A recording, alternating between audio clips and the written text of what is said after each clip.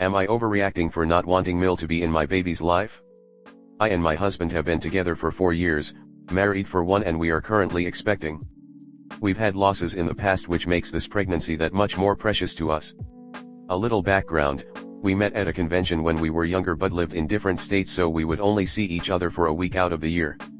When COVID hit, we made the tough decision for him to spend a few months here in my state and then we would alternate.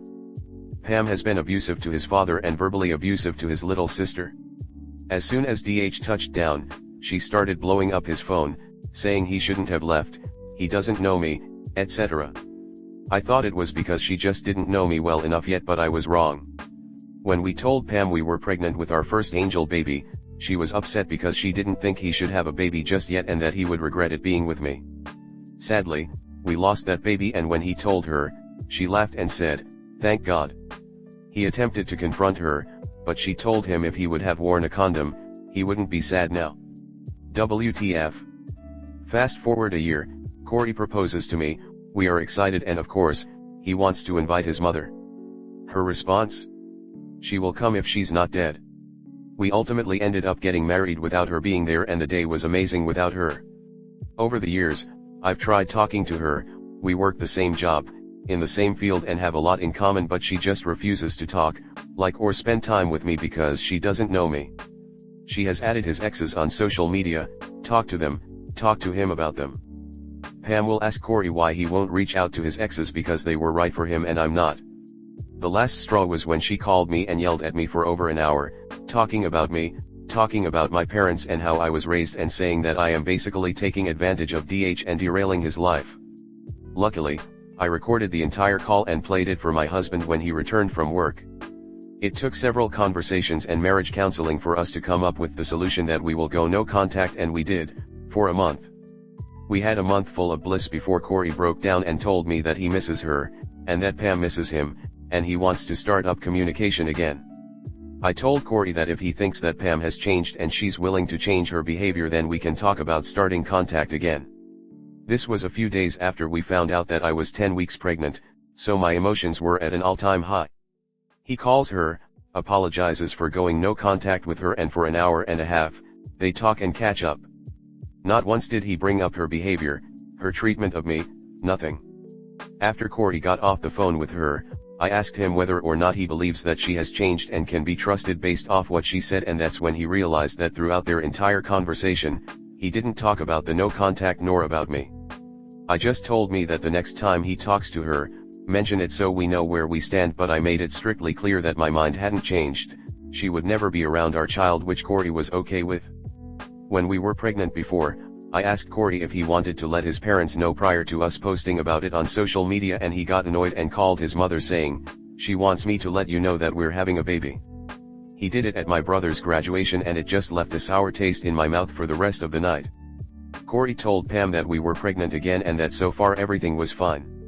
He mentioned to her about coming to our state for gender reveal and baby shower, but she said that she didn't have the money for it, so we offered to foot the bill, and she still said no. He was frustrated but said okay, and that just his dad and his sister could come, but she's refusing to let his sister come with her father to come see us, and now his sister is very upset. Corey came to me and asked if I could let my grudge go, allow Pamela to see the baby when it's born, and that's it, not fair that my mom will be able to see and hold the baby whenever, but Pamela cannot. I told him that it's not fair for Pamela to not like me without reason but want full access to our child.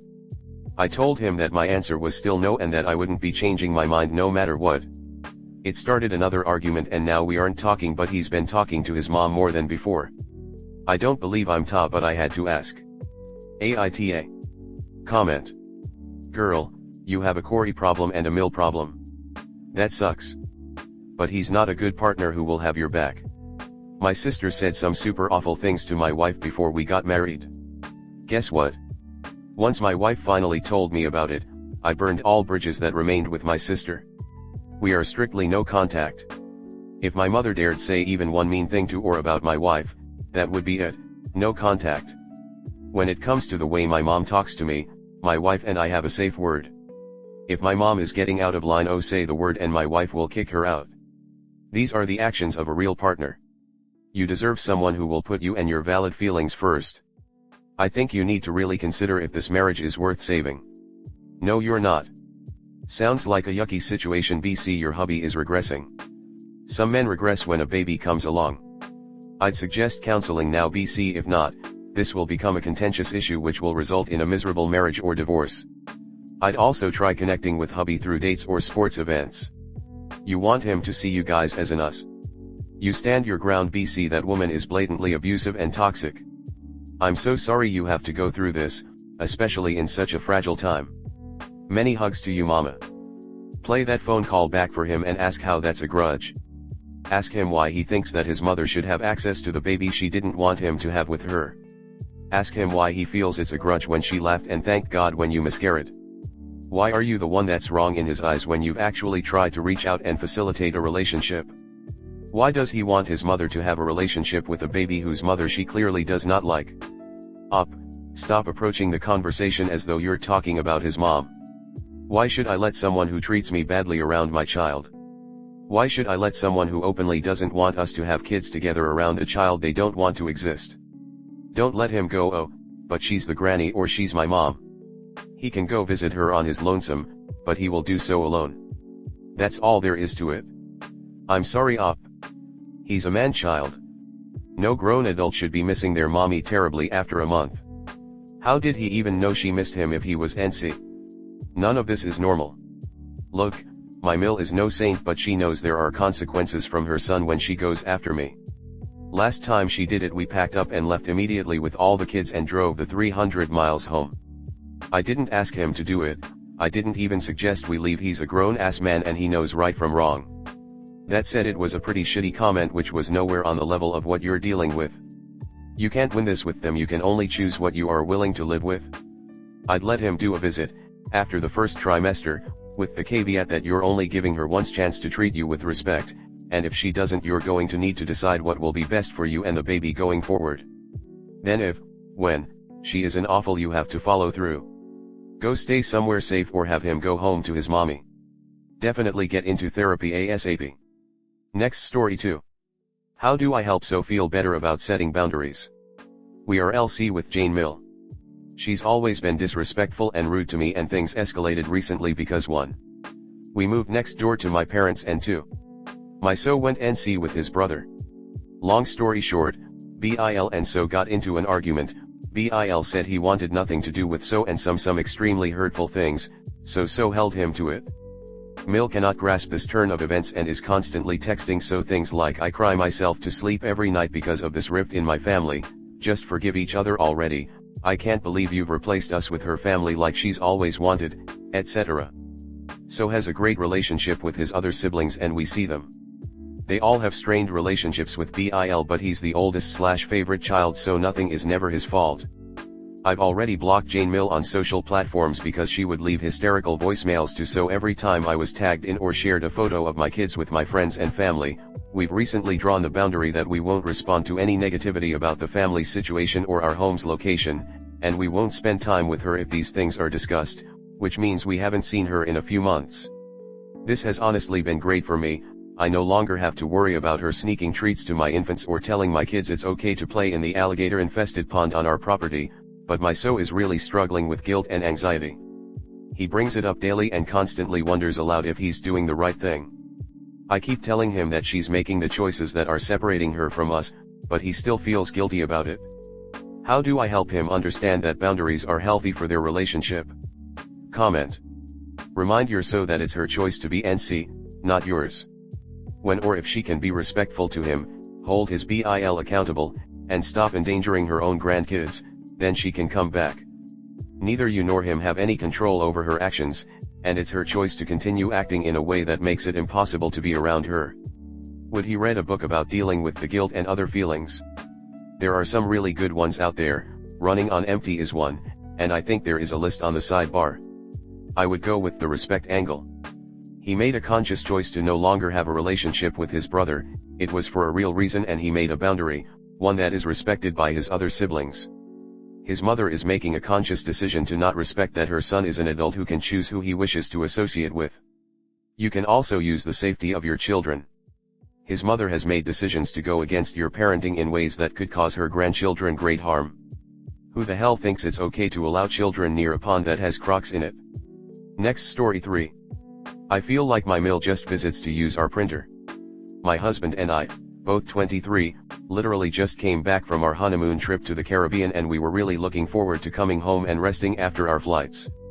As soon as we land, DH receives a text from his mom asking if she, and her daughter, could come see us a few hours after we would arrive home. I told DH I'm not sure we're ready for visitors yet, and he tells Mill that we'll see how we feel about visitors later cause we have a lot to do. Once we get home we pretty much immediately fall asleep and nap for a couple hours. Once DH wakes up he realizes that he never got back to Mill and Sil about whether they could come visit. He feels bad because he assumes they just really want to see us. He tells them they can come if they still want to.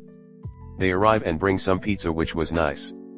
Mill then asks how our trip was, and as we are talking about it she interrupts to ask if it is okay if Sil, who is already pulling books out of a backpack, uses our printer to make copies while she's here.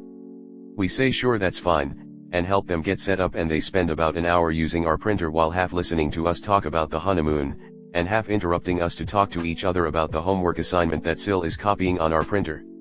Soon after they're done printing they leave, and I just feel like they just came to use the printer. Thinking back on it, there has only been 1 or 2 times that Mill has came to see us without using our printer, and we have lived here for 4 years. We got the printer a couple years ago and every time she needs to print something she visits. It's not that often, and she doesn't always seem to hide the reason, but it's so weird. Our printer was like $40 from Walmart BTW. Nothing fancy. She also has the means to buy a printer. Am I the weird one here? Comment. I agree, LOL, I would go to my brother's house for a lot of things when I was a teen and young adult, printing included. I definitely didn't bring pizza every time, but he was happy to help me out and hang out for a bit. Probably the dishonesty about their intentions. Making it seem like they wanted to visit when actually they wanted to use Op and their husband for their printer. Trying to invade Op's space the minute she gets home from tiring travel for selfish reasons. Just a guess. This seems interpreted wrong. If the printer is only $40, then to me it seems like they want to visit and use the printer, but it's also about the visit because they could easily buy a printer instead of bringing pizza over and going out of their way to print something. Next time Mill wants to come visit, perhaps advise her that the printer is out of ink and or no longer working and see if she still wants to come. Perhaps even get Sil one for Christmas that she can use with her laptop and then Mill can pay for the ink. I think they are at least respectful for asking to come over and not coming until you okay it. The printer thing is weird, but definitely not worth being mad about. I love the idea of getting a printer for Sil, but I wouldn't be passive aggressive about it, nor would I be out of ink when they visit.